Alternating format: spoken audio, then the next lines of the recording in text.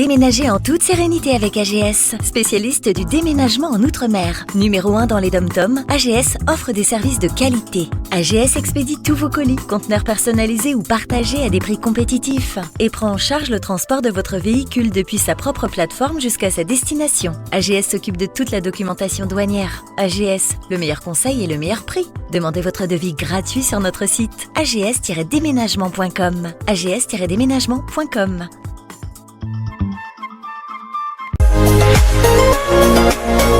Outre-mer News Sport, José Douglas. Ils ont posé récemment les pieds sur terre après plusieurs jours passés sur la mer pour disputer le Vendée Globe, la course autour du monde.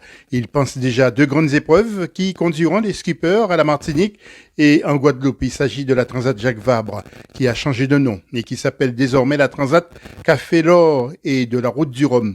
Deux transats sur lesquels nous reviendrons tout à l'heure avec deux skippers du Vendée Globe et nous passerons en revue tous les skippers antillais qui ont tenté l'aventure à la Route du Rhum. Certains ont réussi et d'autres ont échoué. Mais retour sur le Vendée Globe et rappel du classement. Premier, Charlie Dalin, 64 jours, 19h, 22 minutes et 49 secondes. Deuxième, Johan Richomme, 65 jours, 18h, 10 minutes et 25 secondes. Troisième, Sébastien Simon, 67 jours, 12h, 25 minutes et 37 secondes. Quatrième, Jérémy Bayou, 74 jours, 12h, 56 minutes et 52 secondes. Première femme, Justine Métro. Huitième, 76 jours, 1h, 36 minutes et 52 secondes. Le Guadeloupéen Damien Seguin prend la 15e place avec un temps de 84 jours, 2h, 31 minutes et 48 secondes. Et Sébastien Messet, que nous avons rencontré, prend la 27e place en 91 jours, 35 minutes et 35 secondes. Et il a eu des frayeurs, un croisant, des icebergs. Ce que je garde de ce Vendée Globe, c'est les 5 ans de travail déjà pour arriver à être sur la ligne de départ, puis sur la ligne d'arrivée. Ça, c'est vraiment le projet long terme qui est une aventure collective vraiment de dingue. Et après, il y a des souvenirs de navigation qui sont inouïs. Le moment du départ, c'est hyper fort parce qu'il y a tout ce travail qui se concrétise d'un coup. Le moment du Cap Horn, c'est aussi un truc de dingue parce que quand on arrive au Cap Horn, on se dit qu'on a déjà réalisé quelque chose.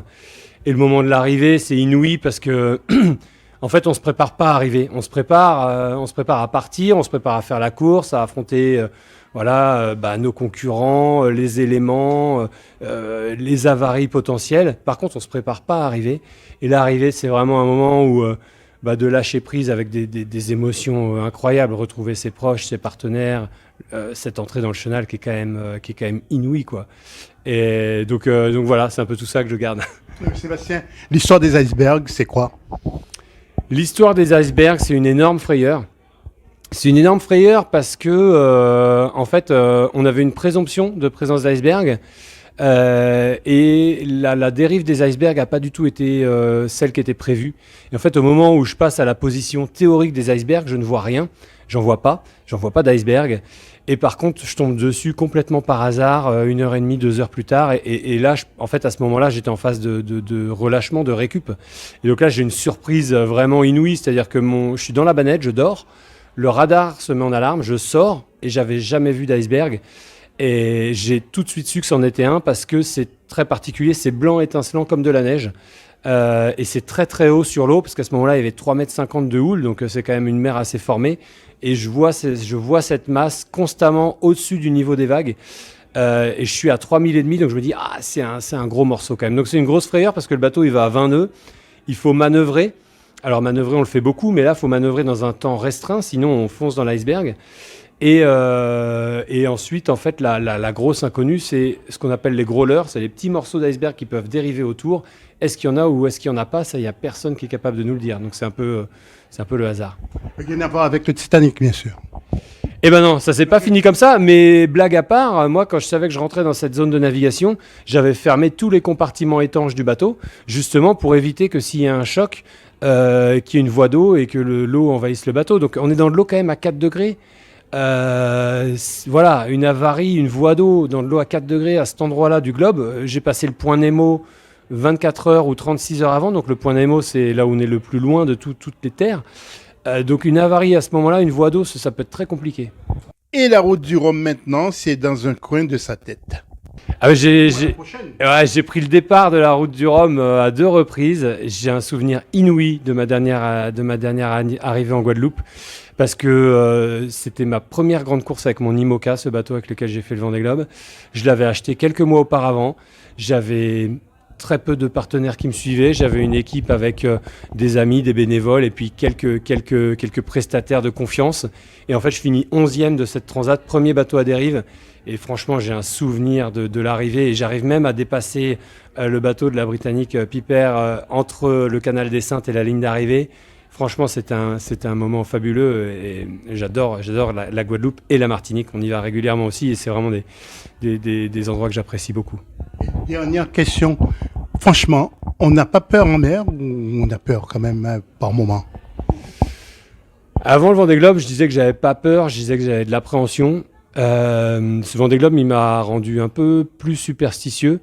Et du coup, aujourd'hui, pour briser cette superstition, je pense que je peux dire que parfois j'ai peur en mer, ouais. Mais cette peur, en fait, elle me permet aussi d'être concentré. C'est cette peur qui fait que, à un moment donné, quand elle est là, je vais être concentré et mes compétences, je vais les exploiter du mieux possible et tout mon savoir-faire, toute mon expérience. Et ça va me permettre de traverser des situations compliquées. L'autre skipper, il s'agit de Maxime Sorel, 4 routes du Rhum dans le premier en 2014 et vainqueur du Jacques Vabre en 2017. Non, forcément bon, parce que déjà, être au départ d'un Vendée Globe, c'est exceptionnel.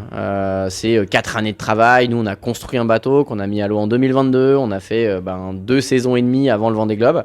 Alors malheureusement, il a été plus court que ce qu'on avait imaginé parce que je me suis blessé à la cheville. En gros, j'ai pris 600 kg dans le pied et j'ai plusieurs ligaments qui se sont rompus, arrachement osseux.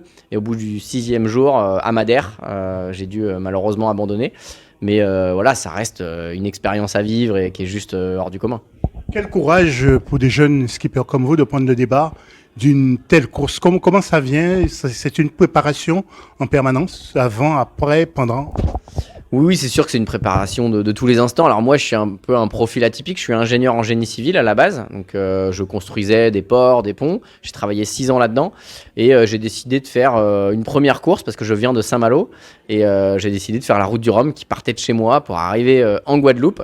Et j'avais pas imaginé que j'allais faire de cette passion un métier.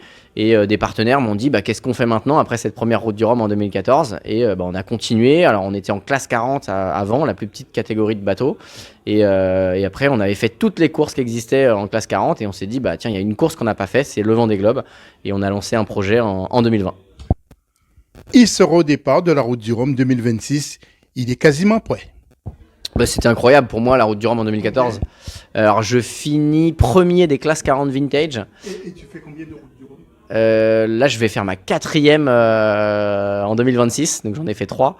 Et la première c'était ma première traversée atlantique en solitaire. Première grande course en solitaire. Et c'était plein de sensations uniques déjà pendant la navigation. Et surtout l'arrivée seul autour de la Guadeloupe, c'était incroyable. Je me souviens du tour de la Guadeloupe. C'était complètement unique, quoi. Les odeurs, quand on arrive, on a passé 15-20 jours en mer à sentir l'iode, l'eau salée, et on commence à sentir un peu l'odeur de fumée, la canne à sucre en arrivant à la Guadeloupe et faire le tour. Enfin, c'est génial, c'est un truc qui reste gravé toute la vie. La route du Rhum reste une course unique en quelque sorte, et puis l'ambiance aussi sur place. Ouais, l'ambiance, je m'en souviens. Alors, ce qui est un peu dur, c'est de boire le rhum à l'arrivée. Après autant de jours de mer, autant de fatigue, mais on a vraiment beaucoup de plaisir. Et ce qui est chouette, c'est que en Guadeloupe, alors c'est vrai aussi en Martinique, pour la Transat Jacques Vabre, la Transat Café l'Or, il y a l'accueil de tous les participants, peu importe le classement. Les gens sont là, ils nous suivent, ils nous connaissent, et une fois qu'on arrive à terre, qu'on va manger dans un restaurant, ils disent « Ah, mais toi, t'es arrivé hier » et tout ça. Et il y a vraiment une ambiance sur l'île qui est hors norme. Et puis il y a le Jacques Vabre aussi, tu y seras pour la Martinique? Ouais, tout à fait. Donc la Jacques Vabre, je l'ai gagnée en 2017 avec Antoine Carpentier en classe 40. On a pris, alors j'ai dû en faire, ça va être ma 5e Transat Jacques Vabre. Et donc là, qui s'appelle la Transat Café l'Or au départ cette année. Donc ouais, j'espère être au départ. Ouais. Ouais, ce sont de belles transats, de belles courses. C'est passionnant. Vous avez des appréhensions ou pas, non? Oui, forcément. Alors, ça reste un sport dangereux. Après, on passe beaucoup de temps en mer, donc on commence à un peu imaginer aussi tout ce qui peut se passer. Mais bon, je peux en parler, c'est que malgré le fait qu'on se prépare pour une course aussi longue que le Vendée Globe, c'est possible de se blesser. Et on n'est pas des machines. J'ai pris 600 kilos dans le pied. On a beau avoir une préparation physique importante, c'est le genre de choses, on peut pas prévoir. Et puis nous parlions de nos skippers qui ont déjà participé à la Route du Rhum, qui a fait des dégâts auprès de nos participants. Citons ceux qui ont connu l'aventure: Claude Bistoquet, Luc Coquelin, Claude Tellier, Victor Jean Noël, Dominique Rivard, Philippe Fiston, Carl Chipotel, Rodolphe Seffo, Willy Bicente, Sacha Sonnard, David Ducosson, Damien Seguin, Thibaut Vauchel-Camus et le jeune Kenny Piperol. Certains doivent se préparer en ce moment, d'abord pour la Transat Café l'Or en double, dont le départ sera donné le 26 octobre 2025 du Havre et destination la Martinique, 5800 miles, soit 9334 km, avec des IMOCA, et la Route du Rhum en solitaire, fin octobre, début novembre 2026, Saint-Malo, la Guadeloupe, course créée en 1978 par Michel Éthévenon, le dernier vainqueur a pour nom Charles Caudrelier. 6 jours, 19 heures, 47 minutes et 25 secondes. Florence Artaud est la seule femme à remporter la Route du Rhum. Laurent Bougnon l'a remporté 2 fois et Mike Birch a participé aux 7 premières éditions. Outremernews.fr, le site de l'actualité Outre-mer, 24 heures sur 24 et 7 jours sur 7. Retrouvez la chaîne Outremer News sur YouTube.